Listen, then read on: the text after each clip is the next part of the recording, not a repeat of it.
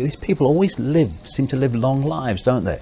The Kissingers and the Father Bushes and the David Rockefellers and the Queen Mother in England lived to 102, and the Queen in England now is well of age, because they're not given the same treatment, health treatment the rest of us get. One of the bloody reasons, and also other things that they do which are very dark, satanic, and to do with the energy of children. But Father George Bush, he's such a classic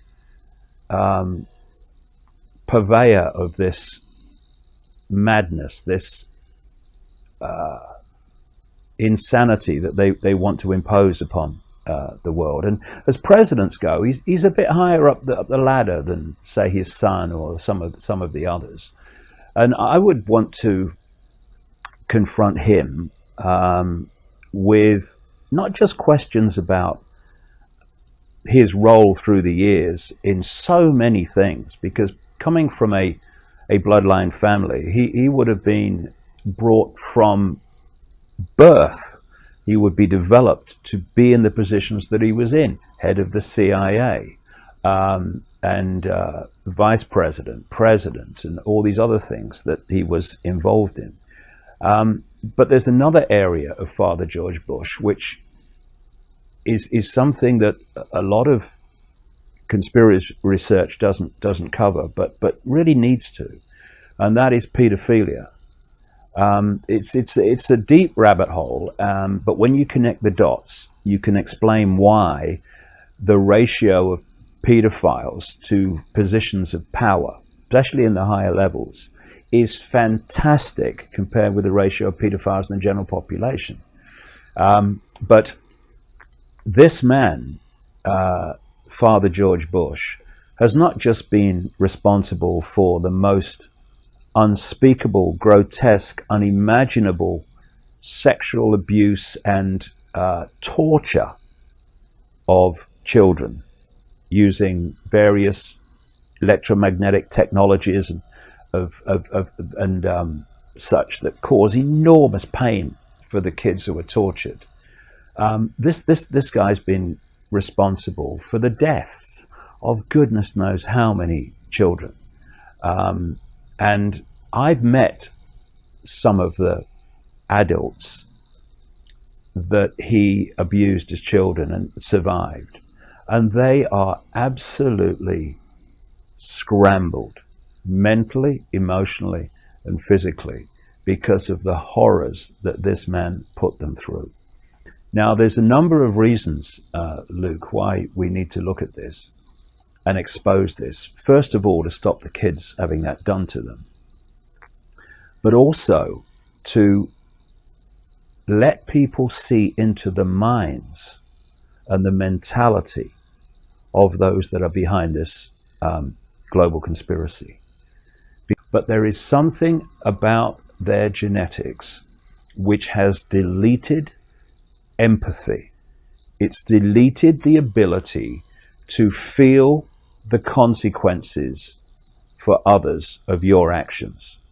And if you think about it, empathy is the fail-safe mechanism of human behavior. Because if I have empathy, feelings for how you will feel from my actions, then there is an immediate limit on my actions. I'm not going to do something to you because I have empathy with how it will make you feel. Delete that, there are no limits. So I've said to people for nearly 20 years, don't look at these people and judge what they would do on the basis of what you would do, because it's not the same thing. You know, orchestrating attacks on 9/11, which killed 3,000 people, around 3,000 people. But the empathy with not only those that died and those that suffered horrors in those buildings as they collapsed, but all the families. We could never do that. Delete empathy. And 3,000 people dead on 9/11, and, you know, so what? That's the attitude that they have. And people can't kind of understand that. They think, No, no, no, they would never do that. Well, hold on a second. If you will take a little child before the age of 6, 5 or 6 is when they want them, you will put them into mind control projects that involve grotesque trauma, emotionally, mental, and physically trauma. And you will sexually abuse them. You will use cattle prongs to as a punishment and as a way of getting them into a state of total submission to your will. You will torture them. You will make them watch animals and children being sacrificed as a form of incredible trauma. You'll find out their greatest fear, and you'll make them experience it over and over again to break them mentally and emotionally. And you will do that over and over and over again. That's Father George Bush, and he's just one of them. You would pepper bomb Baghdad and have no emotional consequences. You would do 9/11, have no emotional consequences. You would put a virus out there to kill large numbers of people, no emotional consequences. You would put stuff in vaccines designed to affect people mentally, emotionally, and physically. You would have a eugenics operation. You would plan and scheme to dramatically reduce the population, and you would have no empathy with the consequences of your actions that others would feel. That's the mentality, Luke, that we're dealing with. And because they're not like the general human population. They don't see the world and they don't see life in the same way. And that's the force we're dealing with. And we need to get streetwise to that, and then we'll have a chance of dealing with it. Because why we say, they'd never do that. No, you'd never do that. They do it every day.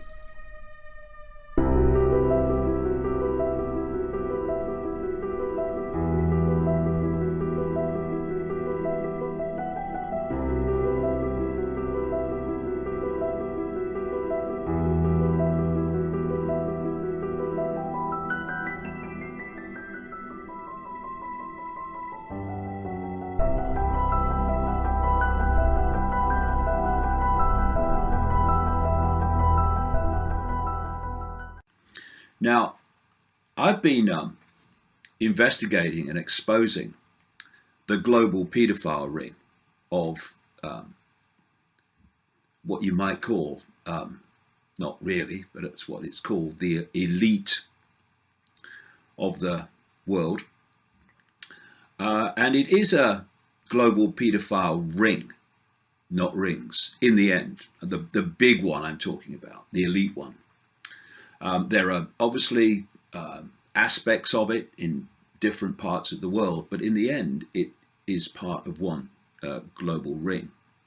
And there's reasons for this. There's reasons for the obsession with paedophilia and child abuse, which I go into in the books. Because what does that do? It silences people. And what does the abuse and ridicule and dismissal of those seeking to expose the paedophile networks, what does that do? It silences them. Now, if we are going to bring to the surface what is really happening to children worldwide on a staggering scale, then what we need first of all, and primarily, bottom line, is the free flow of information, the free flow of opinion, and the free flow of information. Now,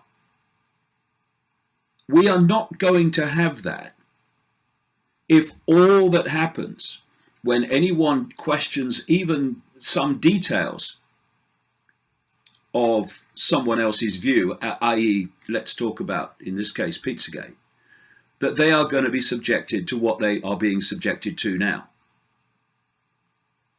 Because what that means is you're blocking the free flow of opinion and the free flow of information by intimidating people into silence, which is exactly how this whole paedophile network globally has been kept under wraps all this time.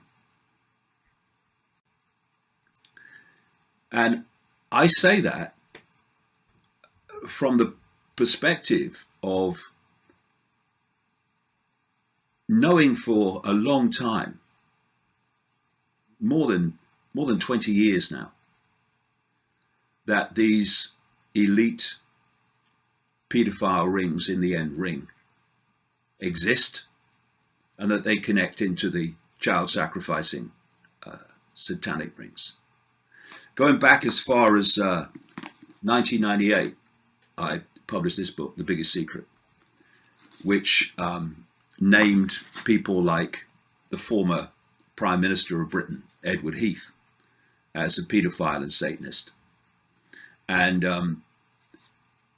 the passage in the book was read to him. He was still an MP, Member of Parliament at the time. Was read to him in the week of publication. What did he do? Nothing. Why? Because it was true.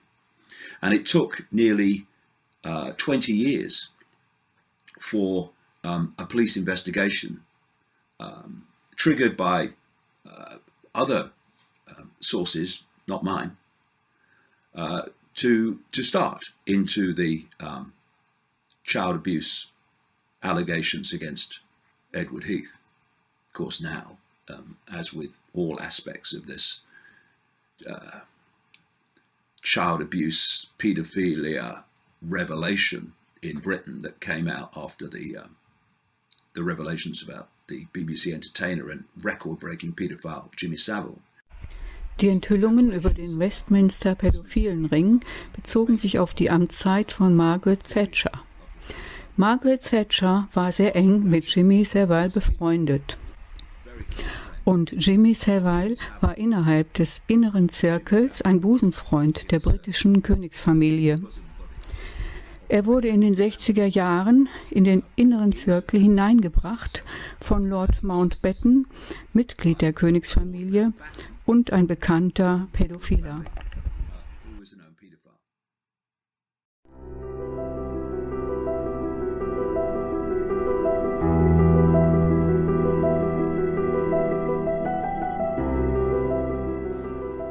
And politicians in this control system, again, this is why paedophilia is rampant among the political classes. This is what the Satanist confession said as well, that Australian guy. Politicians are introduced by a carefully graded set of criteria and situations that enable them to accept that their victims, children, will be our little secret. Young children sexually molested and physically abused by politicians worldwide are quickly used as sacrifices. In Australia, the bodies are hardly ever discovered, for Australia is still a wilderness. In countries that are not a wilderness, they control the mortuaries and the crematoria where they get rid of children who they want rid of because of what's happened.